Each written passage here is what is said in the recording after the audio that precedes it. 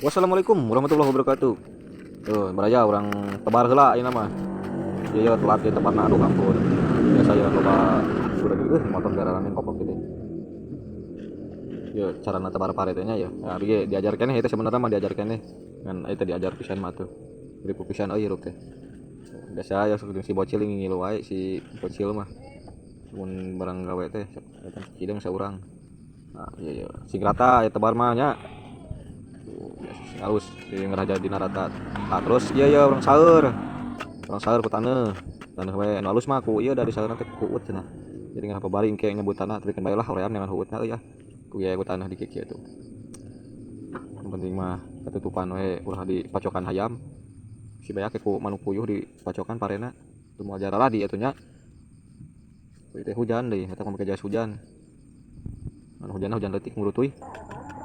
Nah, dari ieu kan dirorakeun supaya mun aya cai hujan teh teu kakeueum gitu dia binihna. Nah, bari disolokankeun sisi-sisina gitu ke nyaeur. Nah, ayeuna urang tutupan ku terpal. Wajibnya ditutupan, kunaon we tah tutup nu terserah.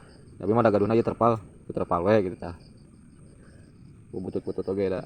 Lumayan lah jang tutup mah. Yang penting mah ulah ku daun cawu teuing we gitu tah kabeh. Tah, ieu sisana ku daun cawu ieu eueuh deui beak aduh. Terpalna pendek ieu teh.